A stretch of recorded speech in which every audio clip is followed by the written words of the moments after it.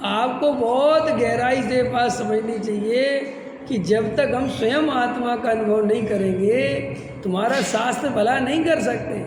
शास्त्र तो केवल तुम्हें आत्मा का परिचय करा सकते हैं कि आत्मा का स्वाद ऐसा है। नहीं समझ में आया? जैसे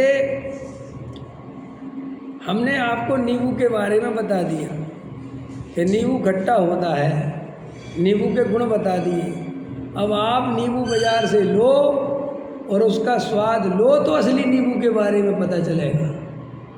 आप कहोगे पंडित जी ने नींबू समझा दिया, उसी से समझ के काम चला लेंगे, कभी असली नींबू नहीं समझ पाओगे। ऐसे ही तुम शास्त्रों से आत्मा समझ के काम चलाओगे तो कभी सच्चा आत्मा अनुभव में नहीं आएगा। आत्मा अनुभव के लिए शास्त्रों में जो राग का स्वरूप बताया, जो ज्ञान का स्वरूप बताया, जो शरीर आदि का स्वरूप बताया, स्त्री पुत्र कुटुंब आदि परद्रव्य, इन सब के बारे में शांति से जो लक्षण बताए उनको बैठकर एकांत में विचार करो कि भाई शरीर पुद्गल है कि नहीं।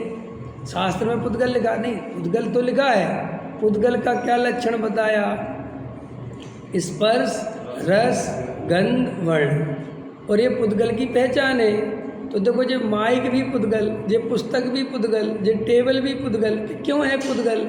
कि इसमें स्पर्श, रस, गंध, वर्ण पाया जा रहा है और जे अपन ने अनुभव में किया। अनुभव किया कि नहीं किया? ये अनुभव हुआ ना कि स्पर्श देखो है, स्पर्श है, करा कि नहीं करा? कलर अनुभव किया, वर्ण अनुभव किया, गंध अनुभव करी। हाँ बिल्कुल ठीक हो। जी अब तुम्हारी शास्त्र अकेले की बात नहीं रही, ये तुम्हारा पुद्गल अनुभव में आ गया। आ गया कि नहीं आ गया? आ गया। अब ये पुद्गल भिन्न है, बिल्कुल भिन्न है। देखो मैं और इससे अलग अलग है। अब आचार्य कहते हैं कि ऐसे ही ये शरीर को देखो तुम ध्यान से, इसमें कौन से गुण पाए जाते हैं? वही स्पर्श गंध पाए जाते हैं। तो इसका मतलब वास्तव में ये शरीर पुद्गल है। अब शरीर से तो छुट्टी हो गई, अब यहाँ तो समस्या खत्म हो गई। और वास्तव में शरीर की क्रिया जो जड़ की क्रिया है, वास्तव में इसका कर्ता मैं नहीं हो सकता। क्यों? इसके अंदर इतनी सारी क्रियाएं हो रही हैं जो मुझे पता ही नहीं है और वे हो रही हैं। हो रही कि नहीं हो रही?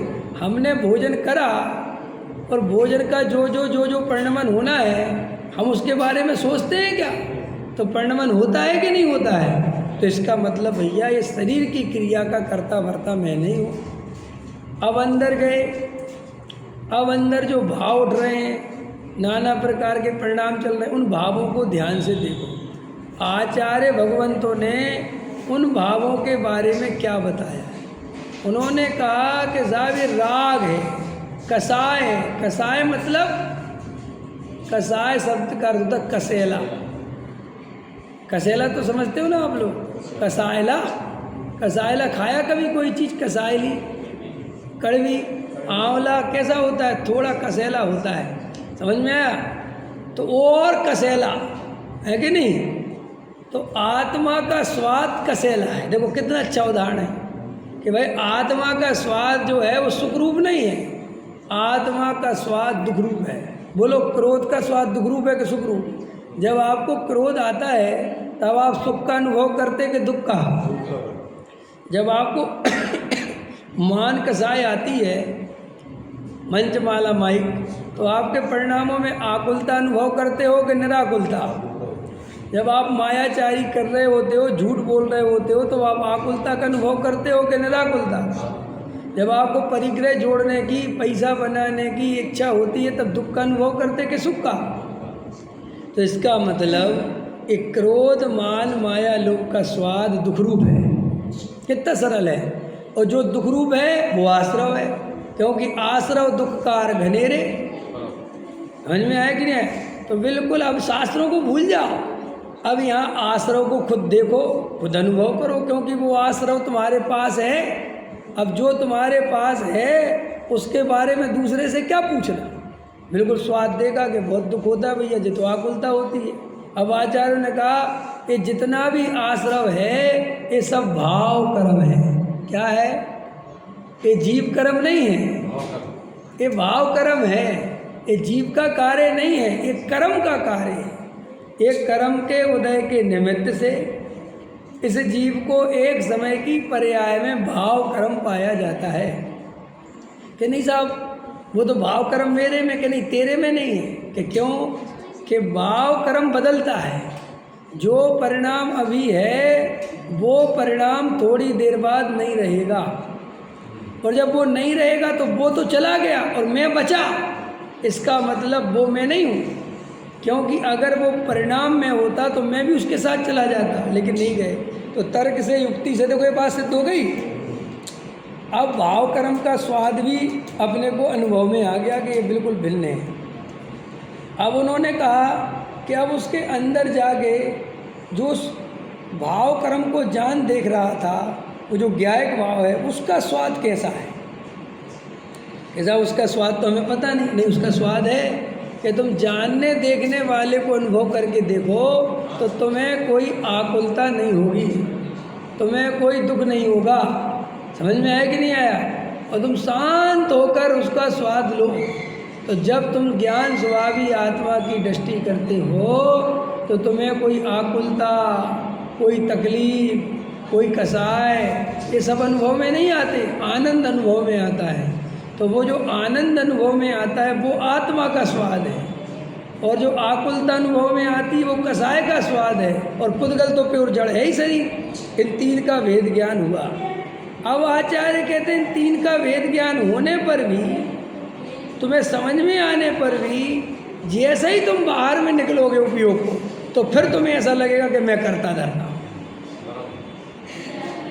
यहाँ तक तो तुम्हें ले जाएंगे वो, लेकिन तुम्हारे प्रॉब्लम क्या है कि बाहर निकलते ही वो संबंध ऐसे हैं कि भ्रम पैदा होता है। अब बस वो तुम्हें भ्रमित नहीं होना है।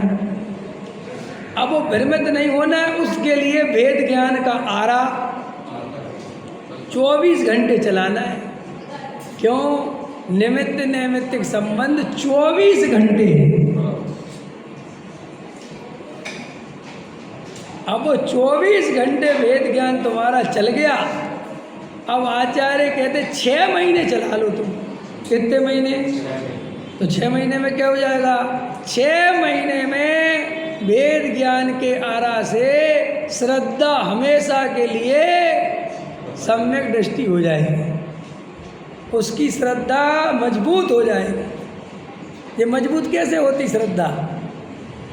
जैसे तुम्हारा घर है ना राजगढ़ में, देखो तुम यहाँ से स्कूटर चलाते होगे ना, तो ना गली के बारे में सोचोगे कि यहाँ मुड़ना है, ये लेना है, करना है, और तुम सीधे घर पे स्कूटर लगा दोगे और तुम पूरे टाइम प्रवचन सोचते हुए चले जाओगे।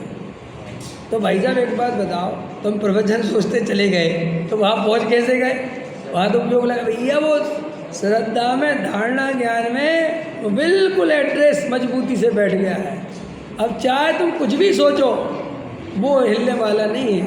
ऐसे ही चाहे सम्यक दृष्टि, चाहे 6 खंड के वैभव भोगता रहे, वो उसकी श्रद्धा चलायमान नहीं होती। इतना काम अपने को करना है, इतना ही धर्म है, यही धर्म की शुरुआत है। लेकिन याद रखो निमित्त नैमित्तिक संबंध बहुत घने हैं, और दुनिया तुम्हारी बात ना तो समझेगी ना उसे कुछ समझ में आ पाएगा, और तुम उसके चक्कर में मत फंसो। तुम केवल उपादान पर भरोसा करो। काय पे भरोसा करो? कि साहब मेरी बात कौन समझेगा, क्योंकि विपरीत है ना बिल्कुल बात। भाई गाड़ी बिना पेट्रोल के चलती है, ये जगत को समझाने जाओगे तो पागल हो जाओगे, लेकिन तुम डरना मत। पूज्य गुरुदेव कांजी स्वामी डरे नहीं, उन्होंने एक धुन में ये बात चलाई कि गाड़ी बिना ही पेट्रोल के चलती है।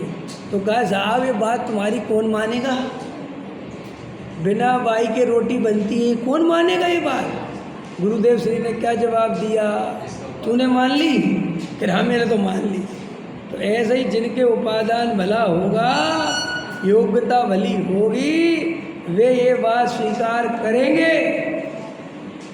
जिनका संसार का किनारा निकट है, जो शीघ्र अति शीघ्र मोक्ष में जाने वाले हैं 2 4 10 भाव में, उन्हें ये बात स्वीकार होगी, उन्हें ये बात समझ में आएगी। और जिनकी अभी होनहार भली नहीं है, काल अवधि नहीं पकी है, योग्यता नहीं आई है, संसार ज़्यादा है, उन जीवों को ये बात समझ में नहीं आएगी। इसलिए उनको समझ में नहीं आवे तो विरोध नहीं करना, दुखी नहीं होना, उनसे कसाय नहीं करना। उन सब जीवों की योग्यता जानकर उनके प्रति समभाव धारण करना, और अपने को समझ में आ गई तो इस बात की आनंद लेना, प्रसन्न होना कि ये बात कितनी अद्भुत है जो मुझे समझ में आ गई, जो बहुत मुश्किल है क्योंकि अनंत जन्म निकल गए, मैं भी नहीं समझ पाता था। इसलिए जो नहीं समझ पा रहे उसमें किसी की गलती नहीं है भाई, उनकी भी गलती नहीं है। हम खुद समोसरण में होकर आ गए और नहीं समझ पाए। तो वे अगर अभी नहीं समझ पा रहे पंचम काल में तो कौन सी आश्चर्य की बात है। हम समोसरण में नहीं समझ पाए ना भाई। महावीर के समोसरण में, आदिनाथ जी के समोसरण में बैठ के आ गए और निमित्त नैमित्तिक संबंध की दृष्टि नहीं छोड़ पाए, व्यवहार का पक्ष नहीं छोड़ पाए। अनादि काली से व्यवहार का पक्ष जीव को पड़ा रहता है, और वो व्यवहार का पक्ष क्या है? क्रिया तो करनी पड़ेगी, दयादान पूजा भक्ति तो करने पड़ेंगे। ये जिसके अंदर चल रहा है वो सम्यक दर्शन नहीं ले सकता 3 काल में। क्या देवेंद्र जी, ये दिमाग से हटना चाहिए। मैंने कल आपको बताया था स्वच्छंदी होने से जो डरेगा वो सम्यक दृष्टि नहीं हो पाएगा। और सुनो, स्वच्छंदी खाली ये नहीं होता कि तुम्हारा पूजा पाठ छोड़ दिया, खाने पीना, व्यवहाराभासी स्वच्छंदी है कि नहीं? अरे बोलो कि भाई साहब वो भगवान की वाणी स्वीकार नहीं कर रहा, वो अपनी मनमानी कर रहा है। भगवान कह रहे दया दान पूजा भक्ति में धर्म नहीं, और वो धर्म मान रहा है, तो ये स्वच्छंद है कि नहीं? भगवान कह रहे जड़ की क्रिया जीव नहीं कर सकता, और वो कह रहा मैं तो करता हूँ, ये स्वच्छंद है कि नहीं? तो स्वच्छंद एक ही तरह से मत लेना। व्यवहाराभासी भी स्वच्छंदी है, निश्चयाभासी भी स्वच्छंदी है, और उभयाभासी भी स्वच्छंदी है। ये बात तुम्हें नई बात समझ में आएगी। तीनों स्वच्छंदी है, क्योंकि तीनों भगवान की नहीं मान रहे, अपने हिसाब से मान रहे हैं।